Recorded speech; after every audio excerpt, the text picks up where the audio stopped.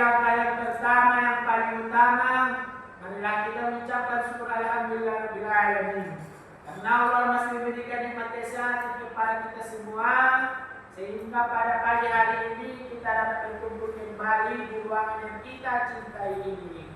Salawat berikan salam kita hadiahkan kepada junjungan alam yang inna besar Muhammad sallallahu alaihi wasallam yang berlapaskan Allahumma salli wa sallim wa barik ala sayyidina Muhammad wa ala ali sayyidina Muhammad. Gimana kabar-kabarnya adik? Baik, Pak. Baik.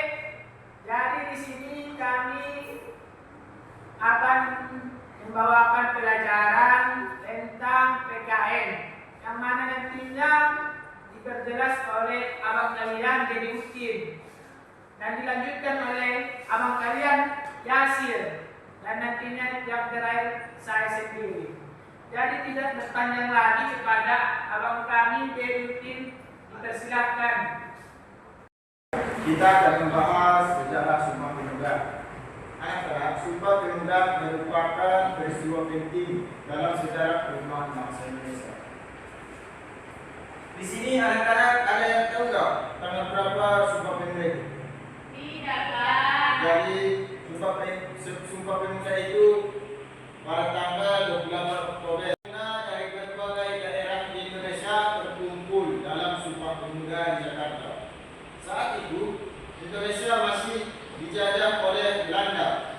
Para pemuda menyadari bahwa perjuangan akan jadi kuat jika seluruh rakyat Indonesia bersatu tanpa membeda-bedakan suku, daerah maupun bahasa. Oleh karena itu, mereka mengikrarkan JKT yang dikenal sebagai Sumpah Pemuda. Dari yang pertama, kami putra dan putri Indonesia mengaku bertumpah darah yang satu, tanah air Indonesia. Yang kedua, kami putra dan putri Indonesia mengaku berbangsa yang satu, bangsa Indonesia. Yang ketiga, kami putra dan putri Indonesia menjunjung bahasa persatuan, bahasa Indonesia. Sumpah Pemuda menjadi tonggak penting karena menumbuhkan rasa persatuan dan semangat kebangsaan di kalangan rakyat Indonesia. Jadi itulah dari sejarah Sumpah Pemuda. Baik adik-adik, saya akan melanjutkan penjelasan yang teman saya yang tadi itu Sumpah Pemuda. Saya akan melanjutkan itu proklamasi 1945. Sebelum itu proklamasi 1945 dideklarasikan oleh Soekarno dan juga Hatta, di mana di jalan Pegangsaan nomor 55 Jakarta. Sebelum peristiwa ini terjadi, sebelum terjadi yaitu pemboman Hiroshima dan Nagasaki yang membuat Indonesia merebut kemerdekaan. Pemboman Hiroshima dan Nagasaki terjadi pada tanggal 6 dan 9 Juli, di mana setelahnya terjadi penculikan dari Sleikrop, di mana Soekarno dan juga Muhammad Hatta diculik oleh para pemuda. Penculikannya terjadi karena para pemuda menuntut untuk kemerdekaan, yaitu pada tanggal 16 Agustus.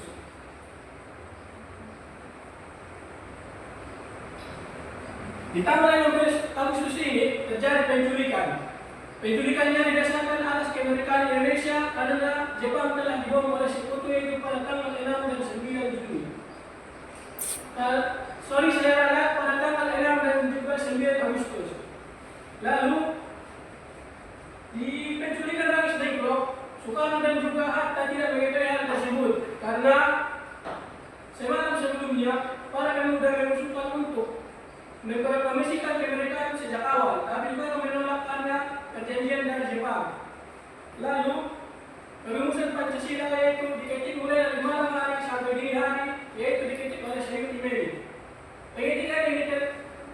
Pengetikan ini ataupun perumusan proklamasi itu dilaksanakan oleh Subarjo, Soekarno dan juga Hatta. Dan juga setelah pengetikan ini rombongan pergi ke rumah Laksana Muda Maeda, yaitu di tanggal 16 Agustus, yaitu di Jalan Imam Bonjol nomor 1. Pelaksanaan proklamasi di tanggal 17 Agustus 1945, di mana waktunya sekitar jam 10 di hari Jumat di Pegangsaan Timur nomor 56 Jakarta di rumah Laksamuda Maeda. Dan juga pembacaan ini dibacakan oleh Soekarno dan juga Hatta. Dan pengibaran bendera Sangsa Merah Putih yang dilihat oleh Ibu Fatmawati, yaitu istri Soekarno. Dan juga penutupan yang diciptakan oleh Wahyu Soekarno. Dan juga makna yang kita dapat dari hal tersebut ialah yang pertama, pemindahan kekuasaan. Naskah menegaskan bahwa pemindahan kekuasaan akan dilakukan secara seksama dan dalam tempo yang sesingkat-singkatnya. Dan yang kedua, lambang negara. Sehari setelah 18 Agustus 1945, yaitu PPKI dibentuk dan juga Soekarno diangkat menjadi presiden dan juga Hatta yang menjadi wakil presiden. Mungkin sekian dari yang ingin saya sampaikan. Terima kasih. Wassalamualaikum warahmatullahi wabarakatuh. Oke, di sini Awang akan menjelaskan tentang lahirnya Pancasila. Jadi lahirnya Pancasila itu tanggal 1 Juni. Jadi lahirnya Pancasila itu tanggal 1 Juni. Tanggal berapakah sila Pancasila? Tahu, Bang. Berapa dari? 5, Bang. Oke, 5. Ada 5 sila Pancasila. Yang pertama itu ketuhanan yang Maha Esa. Yang kedua, kemanusiaan yang adil dan beradab.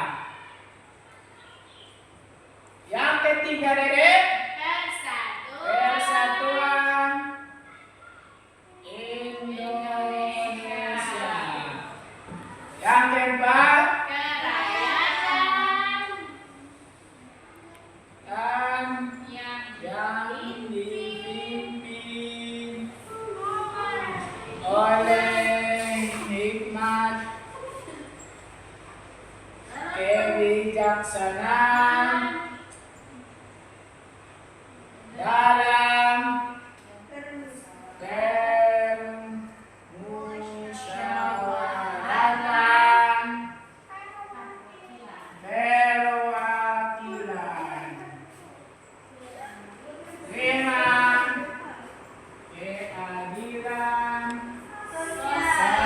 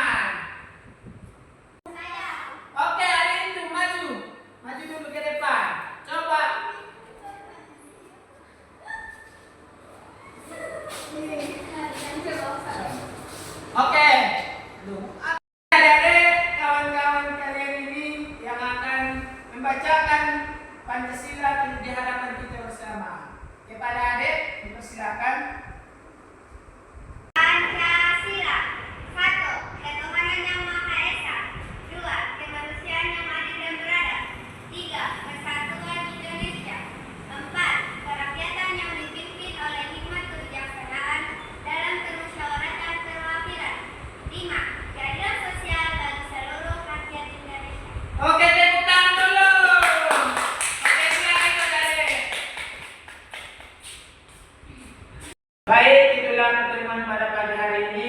Bagi adik-adik yang tidak mengerti sama sekali tentang yang sudah dijelaskan oleh dan ketiga, boleh ditanyakan sekarang juga. Oke, kepada adik, dipersilakan. Assalamualaikum warahmatullahi wabarakatuh. Waalaikumsalam warahmatullahi wabarakatuh. Perkenalkan, nama saya Rosmida Harahat. Izin bertanya, kenapa terjadi peristiwa Sumpah Pemuda, Pak? Oke, baik, terima kasih kepada adik Rosmida yang akan nantinya dijawab oleh saudara kita di Yasir. Baik. Pada Yasir, silakan. Saya menjawab pertanyaan peristiwa Sumpah Pemuda. Jadi peristiwa Sumpah Pemuda terjadi pada 28 Oktober 1928, di mana peristiwa itu terjadi oleh pemuda yaitu di Gunung Karawang 106. Peristiwa ini menjadi tonggak penting bagi perjuangan bangsa karena membutuhkan habis semangat pada para pemuda untuk merebut kemerdekaan. Peristiwa ini terjadi di Kongres Pemuda 2 yang dilaksanakan pada 27 sampai 28 Oktober. Kongres ini berlangsung dalam 3 rapat di tempat yang berbeda di Jakarta. Dan pada penutupan Kongres tanggal 28 Oktober tahun 1928, para pemuda mencakup ikan kemudian dikenal sebagai Sumpah Pemuda yang tiga itu seperti Kawin Pemuda Putri Indonesia dengan kebenaran satu tanah air Indonesia. Yang kedua, Kawin Pemuda Putri Indonesia dengan kebenaran darah dengan kebenaran darah Indonesia. Dan yang ketiga, Kawin Pemuda Putri Indonesia dengan kebenaran dan bahasa Indonesia. Ini dan makna yang kita ambil dari peristiwa ini yakni Sumpah Pemuda menegaskan semangat peristiwa dan kesatuan bangsa Indonesia. Semangat tersebut menjadi landasan penting dalam perjuangan Indonesia dan landasan penting dari kemerdekaan Indonesia di tahun 1945. Mungkin sekian dari saya. Assalamualaikum warahmatullahi wabarakatuh. Waalaikumsalam warahmatullahi wabarakatuh. Dan mungkin barangkali teman-teman yang sudah mengerti atau tidak mengerti, ada lagi? Tidak. Dengan baik untuk anak-anak yang belum paham, peristiwa Sumpah Pemuda terjadi karena para pemuda dari berbagai Indonesia menyadari bahwa perjuangan melawan penjajah tidak akan berhasil jika dilakukan secara terpisah. Oleh karena itu, dijadikanlah yang namanya Sumpah Pemuda untuk bersatu berjuang melawan penjajah. Jadi penyebabnya terjadi Sumpah Pemuda adalah adanya keinginan untuk mempersatukan seluruh pemuda Indonesia tanpa membedakan suku, agama, atau daerah asal. Jadi cukup sekian yang dapat saya sampaikan kepada barangkali masih ada yang kurang paham boleh dipertanyakan. Baik, sedikit menambah juga. Jadi Sumpah Pemuda itu adalah ikrar yang diucapkan oleh para pemuda Indonesia pada tanggal 28 Oktober 1928 dalam Kongres Pemuda. Peristiwa ini menjadi salah satu tonggak penting dalam sejarah perjuangan bangsa Indonesia karena memperkuat semangat persatuan dan kesatuan Republik Indonesia. Jadi maknanya itu, makna Sumpah Pemuda yang pertama itu menumbuhkan semangat persatuan di tengah keberagaman suku, agama, dan budaya. Yang kedua, memperkuat rasa cinta tanah air dan nasionalisme. Yang ketiga, menjadikan bangsa Indonesia sebagai bangsa persatuan. Yang kedua, mendorong perjuangan bersama untuk mencapai kemerdekaan Indonesia. Hingga saat ini, nilai-nilai Sumpah Pemuda tetap relevan sebagai pengingat pentingnya menjaga persatuan, menghargai keberagaman, dan bekerja sama demi kemajuan bangsa. Jadi itulah jawaban dari kami